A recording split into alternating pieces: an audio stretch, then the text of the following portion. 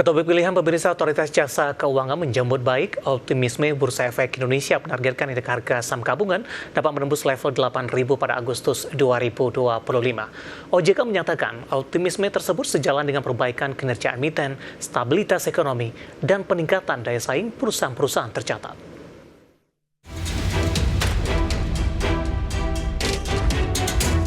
Otoritas Jasa Keuangan menyambut baik optimisme Bursa Efek Indonesia yang menargetkan indeks harga saham gabungan dapat menembus level 8.000 pada Agustus 2025, bertepatan dengan perayaan Hari Ulang Tahun Republik Indonesia. Kepala Eksekutif Pengawas Pasar Modal, Keuangan Derivatif dan Bursa Karbon OJK, Inarno Jayadi mengatakan semangat tersebut mencerminkan keyakinan terhadap kekuatan fundamental ekonomi Indonesia. Menurut Inarno, optimisme tersebut juga sejalan dengan perbaikan kinerja emiten nasional yang terus menunjukkan tren positif. Stabilitas ekonomi dan peningkatan daya saing perusahaan-perusahaan tercatat menjadi faktor pendorong utama yang memungkinkan tercapainya target tersebut. Berdasarkan data yang masuk, itu lebih dari 800 emiten saham yang telah menyampaikan laporan keuangan tengah tahunan, ya. Dan di luar jumlah tersebut, masih ada yang akan menyampaikan di bulan Agustus dan juga ataupun September karena akan menyampaikan laporan tahunan tersebut versi audited atau limited review, ya. Namun dari yang masuk sekarang itu dapat disampaikan bahwa 74% diantaranya membukukan laba perusahaan, ya. Jadi 74% diantaranya membukukan laba perusahaan. Sementara apabila dilihat dari sisi kinerja, ya, 53% emiten memiliki kinerja yang meningkat dibandingkan kinerja semester 1 tahun sebelumnya. Meski demikian, OJK mengingatkan bahwa optimisme perlu diimbangi dengan kewaspadaan.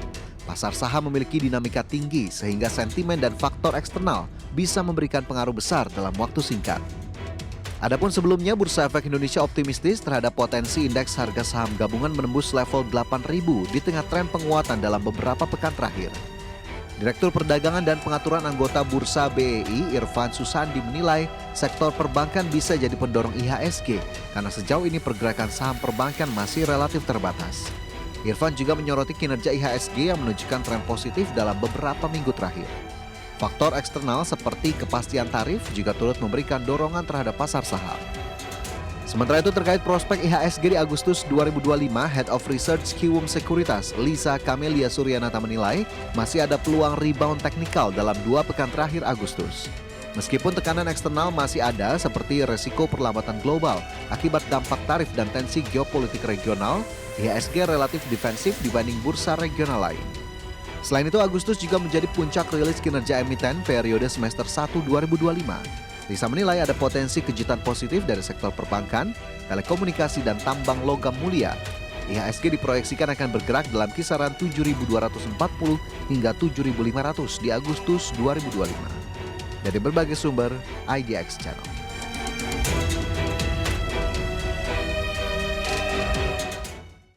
Keinformasi emiten pemirsa, PT Surya Semesta Internusa Tbk atau SSIA mengalami penurunan kinerja pada paruh pertama tahun 2025, di mana Persero mencatatkan periode rugi berjalan berbanding terbalik dari laba bersih di semester pertama 2024. Dikutip dari keterangan perseroan, PT Surya Semesta Internusa Tbk atau SSIA mencatatkan rugi periode berjalan yang dapat diatribusikan kepada pemilik entitas induk atau rugi bersih sebesar Rp32,34 miliar di semester 1 2025. Raihan ini berbanding terbalik dari catatan laba bersih Rp105,62 miliar di semester 1 2024. Sementara pendapatan usaha tercatat di Rp2,11 triliun, turun 9,8% dari capaian Rp2,34 triliun di semester 1 2024. Pendapatan segmen properti dilaporkan sebesar Rp338,7 miliar, tumbuh 20% year on year dari Rp282,2 miliar. Pendapatan segmen konstruksi di Rp1,70 triliun, naik 6,2% year on year, dibandingkan dengan semester 1 2024 di Rp1,60 triliun. Segmen perhotelan tetap lesu di paruh pertama tahun 2025 dengan raihan Rp215,6 miliar, Beban langsung mencapai 1,67 triliun rupiah, turun dari 1,72 triliun rupiah di periode yang sama tahun lalu. Laba bruto turun 29,1% year on year menjadi 439 miliar rupiah dari sebelumnya di 619,5 miliar rupiah.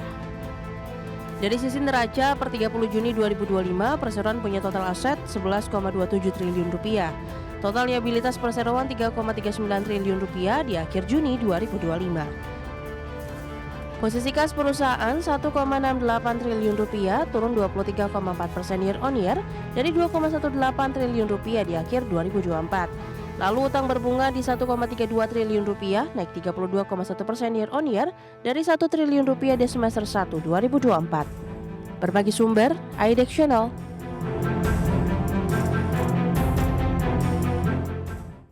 Di tengah penurunan kinerja pemirsa secara teknikal, pergerakan SSIA saat ini justru mengalami penguatan yang cukup signifikan. Rilis kinerja tampaknya cukup diabaikan di tengah perubahan kepemilikan saham dengan masuknya beberapa grup-grup besar ke dalam saham ini. Langsung saja kita ke grafis yang pertama, pemirsa, kita akan coba lihat pergerakan intraday saham SSIA di sepanjang perdagangan hari ini. Dapat Anda saksikan grafis di layar televisi Anda, ditutup di perdagangan 4 Agustus di 2420. Dibuka di zona merah pada pagi tadi, tertekan ke 2400, kemudian berbalik arah ke zona hijau di 2520, bahkan di pukul 10 sempat berada di level 2640 pemirsa. Pada pukul 12 penguatan terbatas ke 2580 dan pembukaan sesi kedua ke 2570. Namun secara intraday beberapa menit yang lalu SSIA sempat menyentuh ke level intraday tertingginya di 2650. Saat ini menguat terbatas di 8,68% di 2630.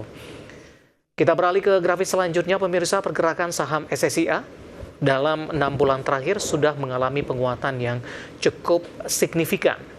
Ya, di perdagangan Maret masih diperdagangkan di 870, di April tertekan ke 710 ketika trading halt terjadi. Mei bangkit ke 860, bahkan di Juni melesat ke 1570. Juli penguatan signifikan berlanjut hingga ke 2890 dan Agustus lebih cenderung mengalami penguatan terbatas dan belum mampu kembali ke 2800-an di 2570. Hari ini intraday sempat ke 2650. Dari sisi valuasi dengan beberapa indikator yang ada. Ke grafis selanjutnya kita akan coba lihat dari posisi price to earning ratio-nya minus di 187,67 kali, PSR di 2,87 kali, PBV di 2,20 kali, dan PCFR minus di 7,75 kali. Ya, kombinasi secara fundamental, teknikal, dan juga dari sisi valuasi dan semoga bisa menjadi salah satu referensi untuk Anda.